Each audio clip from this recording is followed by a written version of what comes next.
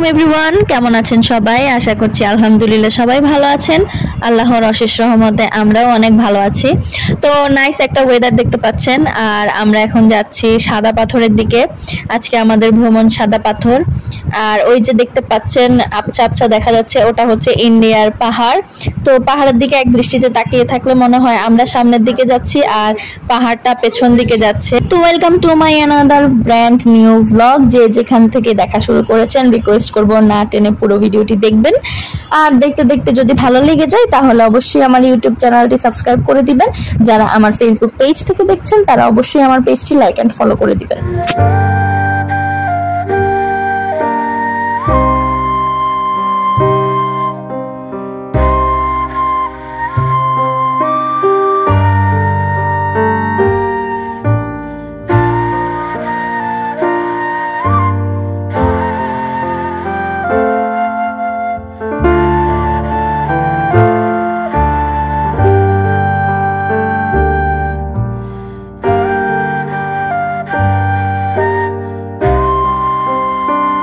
আমরা যে জায়গাটায় দাঁড়িয়েছিলাম, মানে সামনে যে জায়গাটা দেখা যাচ্ছে আবছা আবছা পাহাড়, ওই জায়গাটা হচ্ছে ইন্ডিয়ার মেঘালয়, আর এখানে মাঝখানে হচ্ছে ইন্ডিয়া বাংলাদেশের বর্ডার। তা আমার ওই জায়গাটার ভিডিও নিতে খেয়াল ছিল না, নিতে পারলে ভালো হতো, আপনাদেরকে ভালো মতো বোঝাতে পারতাম। তো ভালো করে খেয়াল করলে দেখা যায় আর কি যে ওখানে মানুষের বসবাস আছে। এটা হচ্ছে আমি, আমার ছায়া। তো রাতের বেলা নাকি আরো ভালো বোঝা যায়, আমি একটু জুম করে আপনাদেরকে দেখাই। ওই যে ওইখানে একটা সাইনবোর্ড আছে, ওখানে লেখা আছে যে এর ওই সাইডে যাওয়া যাবে না, এই পর্যন্তই হচ্ছে আমাদের সীমানা, ওইদিকে যাওয়া নিষেধ। আর এই পাহাড়গুলো এত বেশি ভালো লাগে দেখতে, অনেক মানুষই আসছিল, আর অনেক রোদ ছিল। আর ওই যে আমার রাজকন্যা আমাদের ড্রাইভার ভাইয়ার কোলে, সে ঘুমাচ্ছে। সে নর্মালি কারো কোলে যায় না, যেহেতু তার ঠান্ডার ট্রিটমেন্ট চলছে, তো এর জন্য সে ঘুমে কাতর হয়ে গেছে। আর আমরা অনেক জার্নি করছি, অত ছোট মানুষ নিতে পারছে না। তো এগুলো হচ্ছে দোকান, এখানে নাকি ইন্ডিয়ান জিনিসপত্র আছে আর দেশি জিনিসপত্র আছে, তবে আমার কাছে বেশিরভাগ দেশি জিনিসই লেগেছে। তো এখানে দোকানপাটগুলো দেখে আমার যেটা মনে হলো, বেশিরভাগ দোকানগুলোই না কক্সবাজার স্টাইলের। মানে কক্সবাজারে যেরকম ঝিনুকের মালা থাকে, বিভিন্ন ঘর সাজানোর জিনিস থাকে, এখানেও ঠিক সেম। তারপরে বিভিন্ন ধরনের আচার যেগুলো আমরা কক্সবাজারে দেখি, সেগুলো এখানে তো অনেকটা আমার কাছে সিমিলারই লেগেছিল। তো এই যে এখানে হচ্ছে গেট, এখান থেকে আমরা সিঁড়ি দিয়ে নিচে নামবো, তারপরে আমাদের একটা নৌকা ভাড়া করতে হবে, আবারও সেটা টিকিট নিতে হবে। তারপরে আমরা এখানের এটারে কি বলে, এটা পাড়ি দিয়ে যাব হচ্ছে সাদা পাথরে, এই পানিপথ আর কি, এটা পাড়ি দিয়ে যেতে হবে সাদা পাথরে। তারপরে পাথরের পথ পাড়ি দিয়ে আমরা ডেস্টিনেশনে পৌঁছাবো।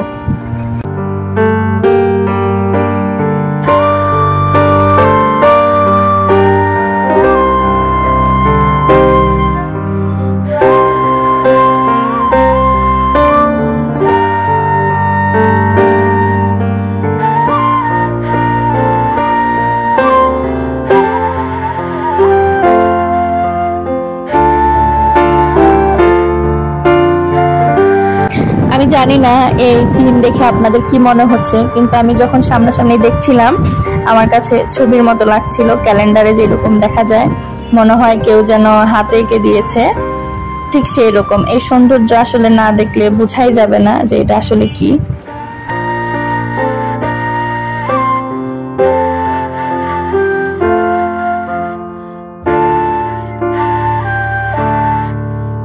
আর এগুলো হচ্ছে ওখানে নৌকায় ওঠার আগে একটা জায়গায় কিছু বাচ্চা নিয়ে বসেছে, জানি না ওদের দেখার মতো বড় কেউ ছিল কিনা, বা দোকানি বা কার। তো আমার দেখতে ভালো লাগছিল, মণিপুরি ব্যাগ, শামুক ঝিনুকের জিনিস ভাবছিলাম আর কি যাওয়ার সময় নিব, কিন্তু যাওয়ার সময় আর মনে ছিল না। খুব কমফোর্টেবল ছিল, আর দেখা গেছে ভার্সিটিতে যেতে বা বাচ্চা কাচ্চা নিয়ে কিছুক্ষণের জন্য বাহিরে যাওয়ার জন্য ব্যাগগুলো একদমই পারফেক্ট। তো যাই হোক, তখন ভেবেছিলাম এখন কিনবো না, ফেরার পথে কিনবো, এখন কিনতে গেলে লেট হয়ে যাবে। কিন্তু পরে মনে হচ্ছিল যে কিনে নিলেই ভালো হতো। অনেক কিছুই আসলে আমরা পরে করব বলে রেখে দেই, কিন্তু পরে আর সেটা করা হয়ে ওঠে না।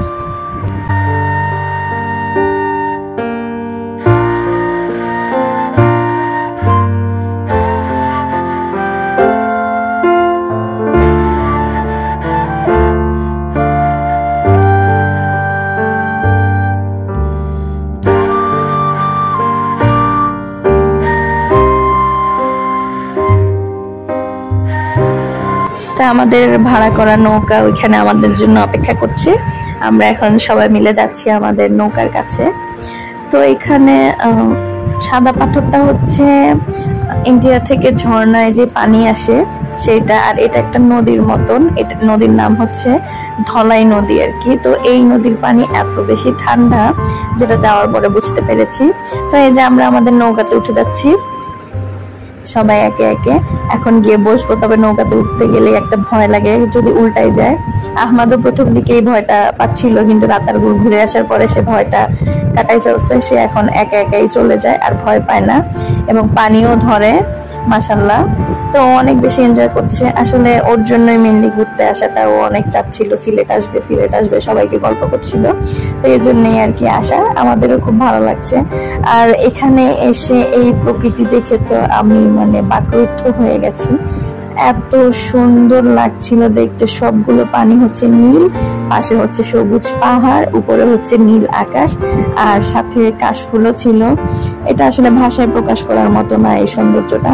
তো এখানে রোদ থাকায় আমাদের বাবা ওই ভাইয়াকে ছাতা দিয়েছিল ধরতে, যেন আমার মেয়েটার গায়ে রোদ তাপ না লাগে। এই যে আমরা চলে যাচ্ছি সাদা পাথরের দিকে, আর এই হচ্ছে সৌন্দর্য।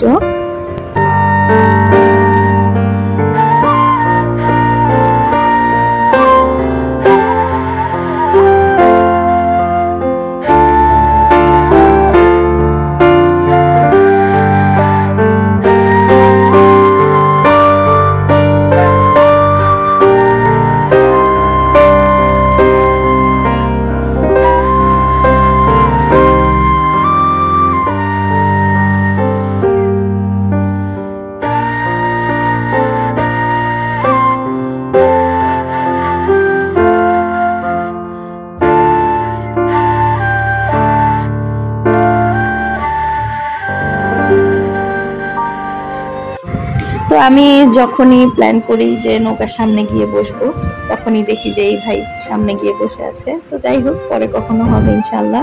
তো আমরা ধীরে ধীরে এগিয়ে যাচ্ছি সাদা পাথরের দিকে। ভিডিওটা বেশি বড় হয়ে যাচ্ছে, আজকে আর পুরোটা দেখাবো না, নেক্সট ভিডিওতে পুরোটা দেখাবো ইনশাআল্লাহ। আর আমার ছেলেটাও দেখলাম একটু পরে আস্তে আস্তে সামনে গিয়ে বসেছে। ওর বসা দেখে আমার খুব ভালো লাগছিল, আর সে পানিও ধরছে, এটা আরো বেশি ভালো লাগছিল আমার। সে রাতারগুল ঘুরে এসে সাহসী হয়ে গেছে। তো যাই হোক, আজকের ভিডিওটা এখানেই আমি এন্ড করে দিচ্ছি। Wait for next video. আল্লাহ হাফেজ, আসসালামু আলাইকুম।